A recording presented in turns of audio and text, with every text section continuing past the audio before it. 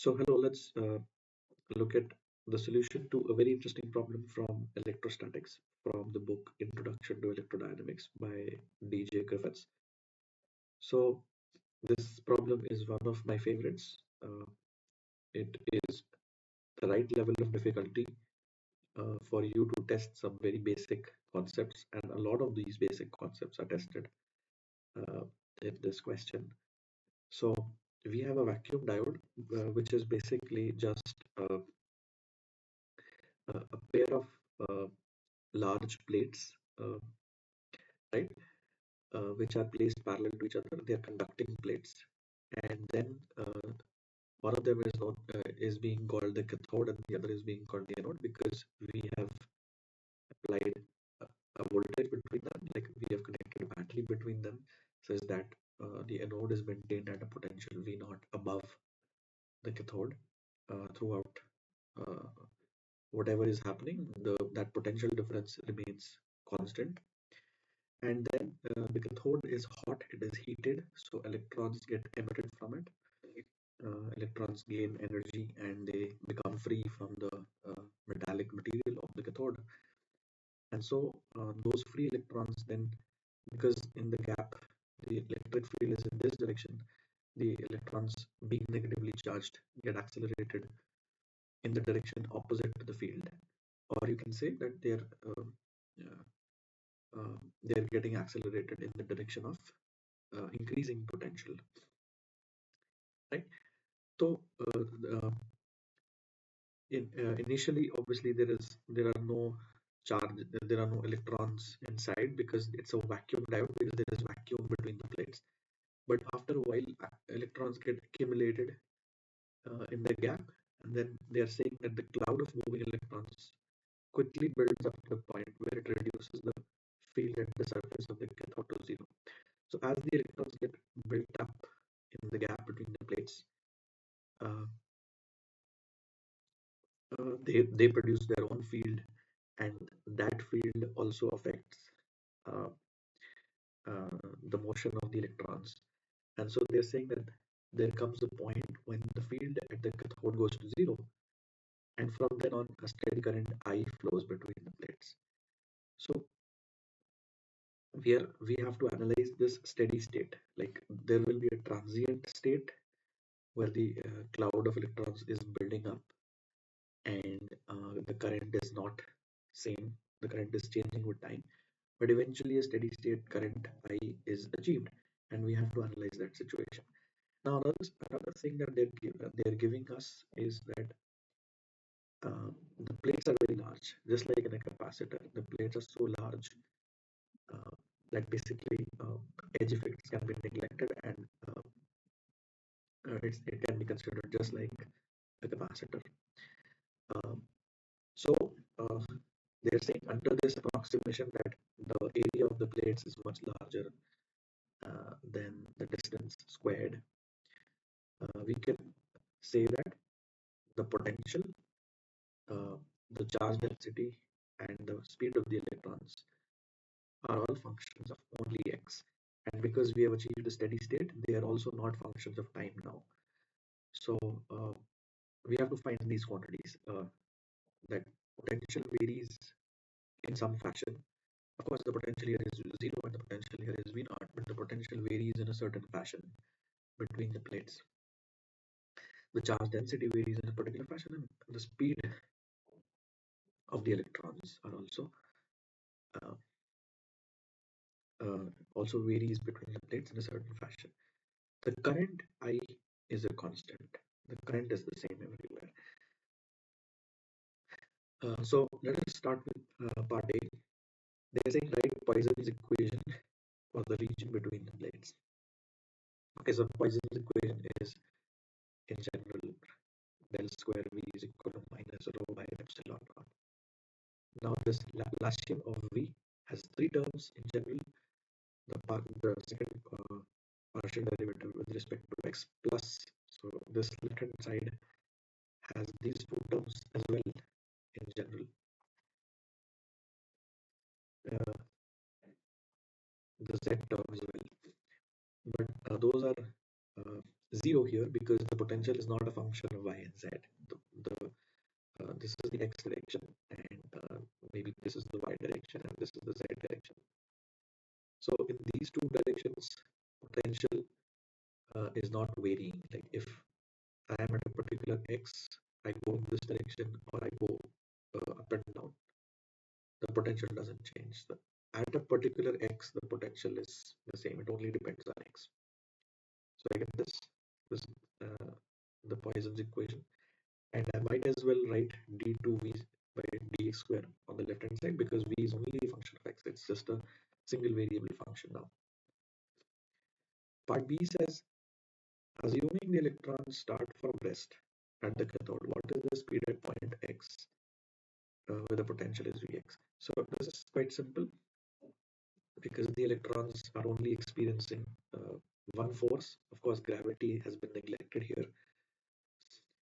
So the electrons are getting accelerated by the field, and we write a simple energy conservation equation that the kinetic energy gained by the electrons is the same as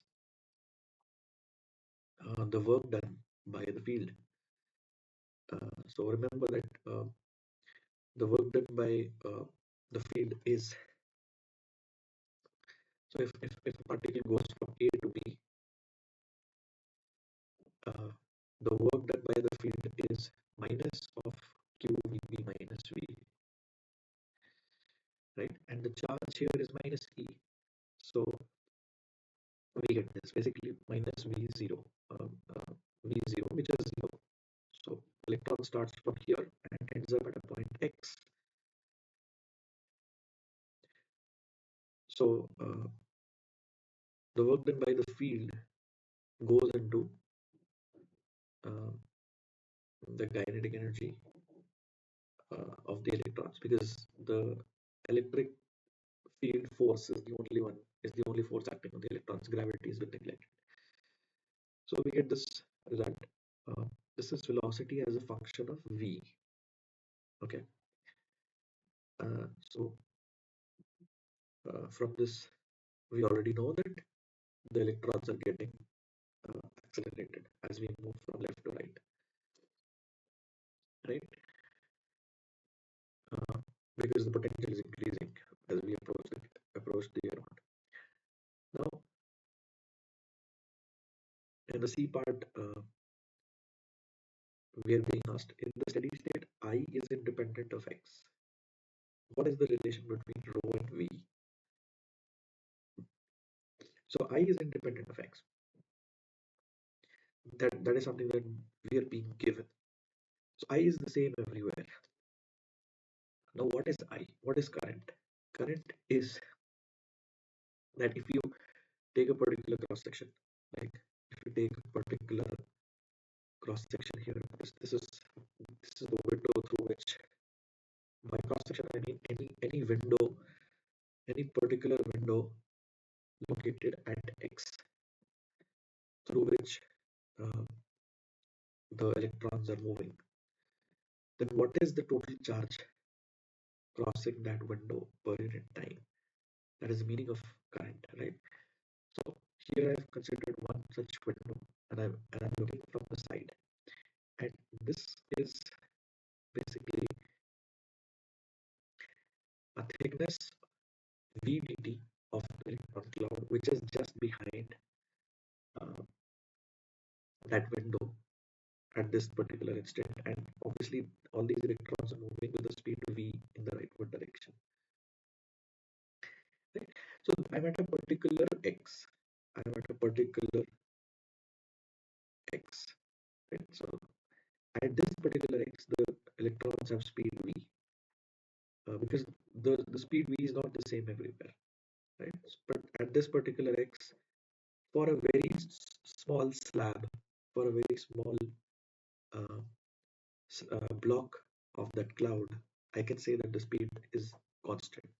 Right? If I go here, which is an appreciable distance forward, the speed will change. But for all of these electrons, the speed is the same because the thickness is very small, v dt. So So if the thickness is V dt, then all of these electrons will have moved uh, across this window in time dt because their speed is v. That is simple. And therefore, I can say that uh, the current through this window is the charge contained in this window, which is the charge density over here, rho, times the volume of this slab, which is the area of cross section. So the area of cross section is A, we are given that. So basically, the slab looks like this here. So let me draw it. So the slab will look like this.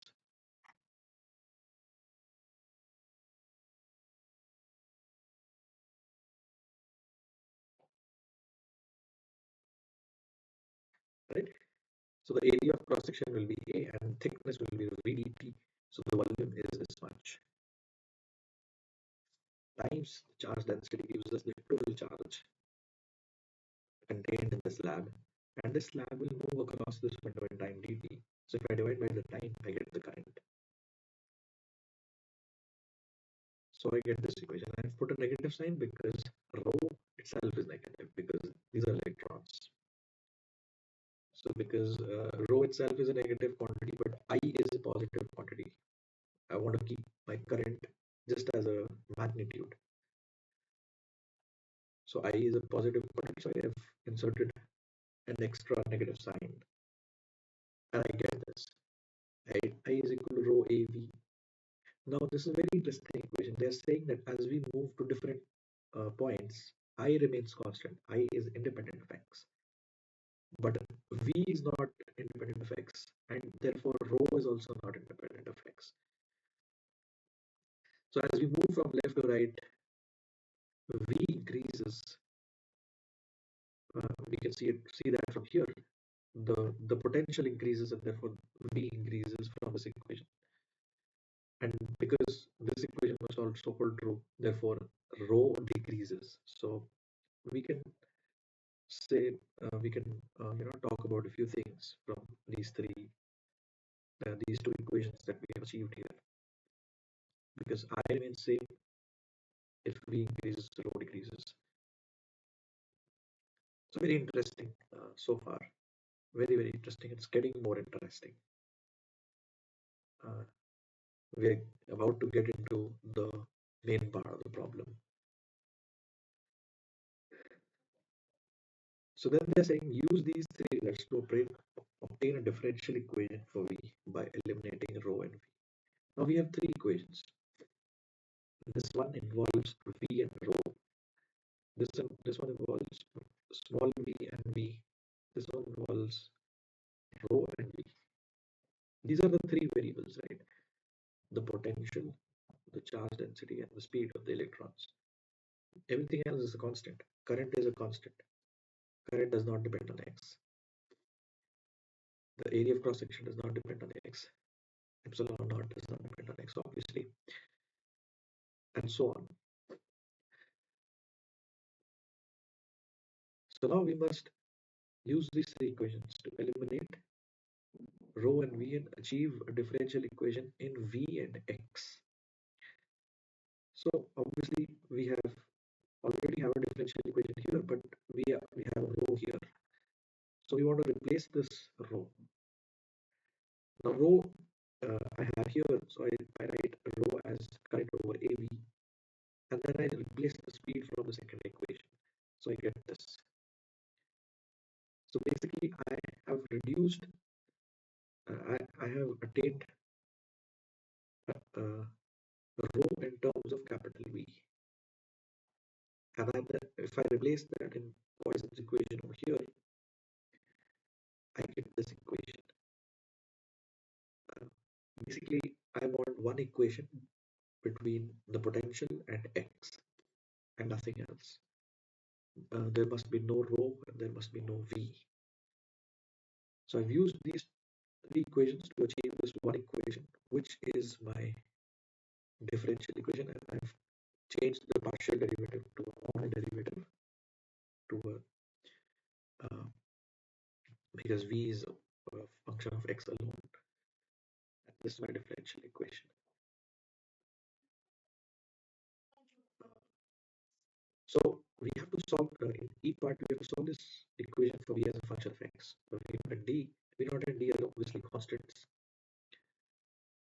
Then we have to plot v and compare it to the potential without space charge. Also find rho and v as functions of x. Okay. So basically the job is now to solve this differential equation. Okay.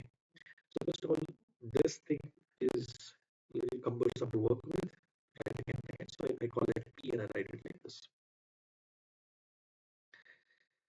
Right. So I get this differential equation. Now, how do I go about solving it? Is that when I look at this differential equation, it is telling me that the answer must be of an algebraic form like this. So I assume that this is my solution where n is unknown. I already know V naught. So I already know what I know is I have the boundary conditions, right? The boundary conditions that this is x equal to 0 and here the potential is 0 and at x equal to d the potential is V naught. So I have these boundary conditions and depending on how the differential equation looks, I have guessed that this might be a solution for a particular value of n. I will have to find that n by replacing this function of v over here and then comparing both sides. Right, so that is what I'll do.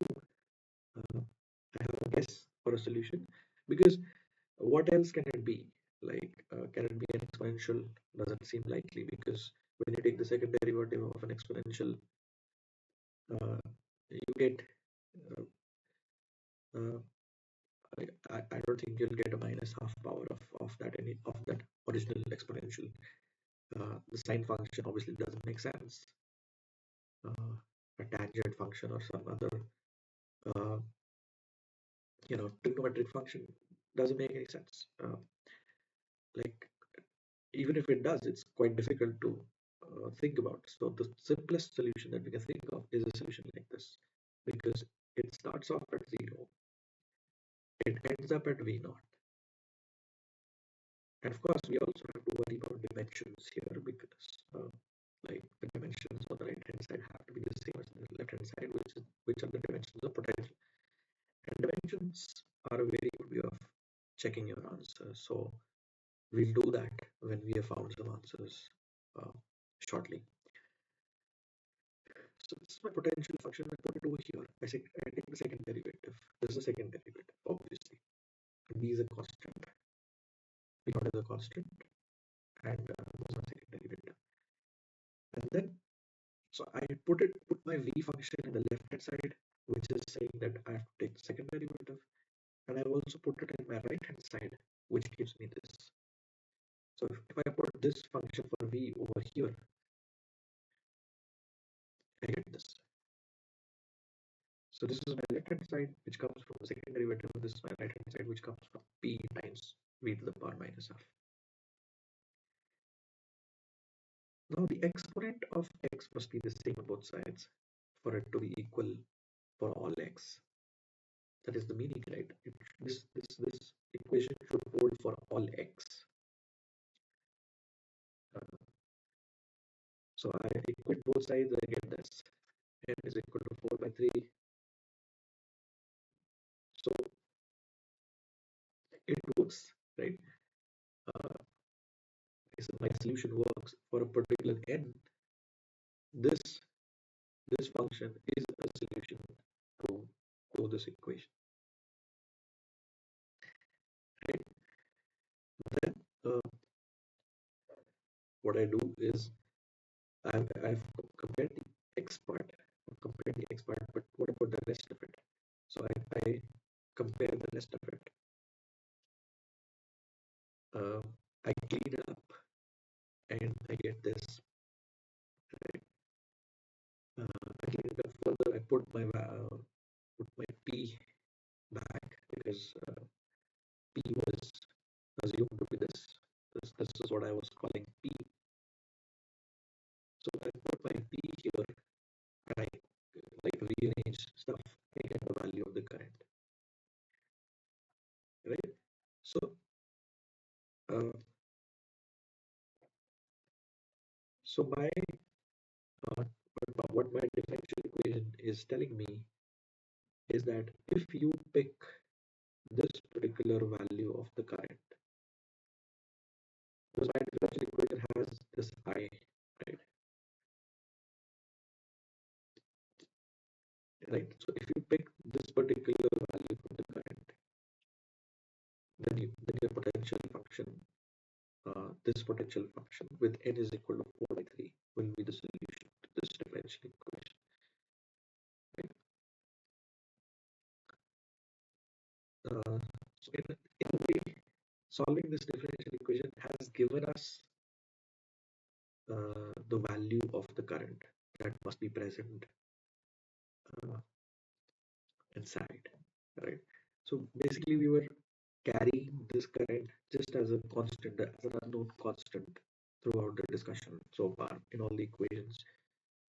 We had this current I, but it was like an unknown constant that we didn't know. So to fit all of it together, the current must be this, because we were given the rest of it. We were given D, we were given A, we were given V naught. Uh,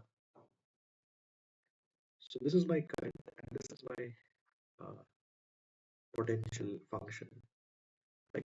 So we are done, and then we can just put it back into the various functions that we already had. The function for the velocity. So we get velocity as this x to the power 2 by 3. Then the charge density was this. So right here I get charge density as x to the power minus 2 by 3. And then I can find the full charge between the plates, which is not to be found in the question, but we can find it, which is just an integral over the uh, entire space of the charge density. So it is just rho times the volume, uh, and if we integrate that over the entire space between the plates, we put this function over here and then integrate, we get this. You can check um, these calculations can be done easily. So one thing that I told us to do was compare the potential to the potential without space charge. That would have been V equal to V naught times x over t, right? Because without the space charge, the field between the plates is uniform and therefore potential varies linearly with distance. But here potential varies as to the 4 by 3 power of x, which is very interesting. This is because there is a space charge inside, uh, uh, right? And electrons are actually moving all the time. So it's like a capacitor, but there is also a current inside the space, and uh, there is also accumulation of charge between the plates, which is very interesting. Uh, uh, so, uh, so yeah, so we found all the functions, and the last thing we have to do is plot all of them. Right? So let's do that.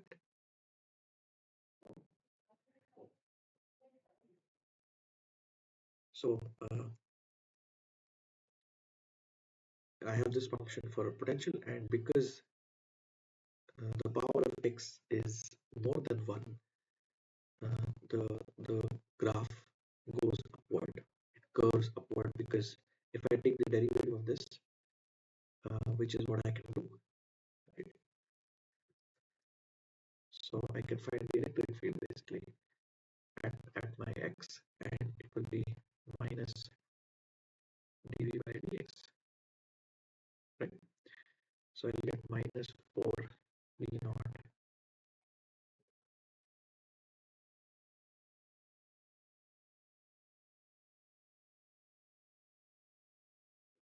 right? So this is my uh, electric field, and if I ignore the negative sign and uh, just look at the slope of the Vx function, Vx graph, I get I get that the slope is proportional to x to the power 1 by 3, which means because that power is more than 1, more than 0, uh, my slope is increasing, and so I get a graph which is curving upwards. And I can also look at the slope at x equals 0, which will be 0, because if I put 0 here, this whole thing goes to 0. So my slope initially is 0, and the slope keeps increasing, and so the graph simply just curves upward like this, and it reaches a potential V naught at D. And if I compare it to this the the potential without space charge, I would have gotten a function like this, right? A linear function basically. Uh, so compared to that, I'm getting this curve. Okay. If I plot the velocity function, uh, I get this, because this time the power is less than 1.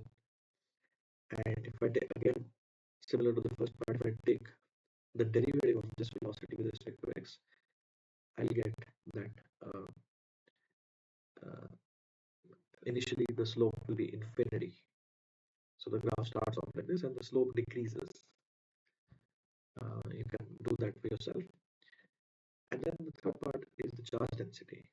So because the charge density is actually a negative quantity, because these are electrons, I have plotted the absolute value, and we get that initially, like at x equal to 0, the charge density is infinity because the power is negative, and charge density starts off at a very high value and then reduces quickly to this value when we get to D. So very instructive question, very instructive problem. Makes us do a lot of things, a lot of interesting things. We also solved a differential equation. We also plotted some graphs, and we also used some very basic results, uh, like how to write the current in terms of the charge density and the speed of the electrons, uh, and so on. So I hope you enjoyed the video, and thanks for watching.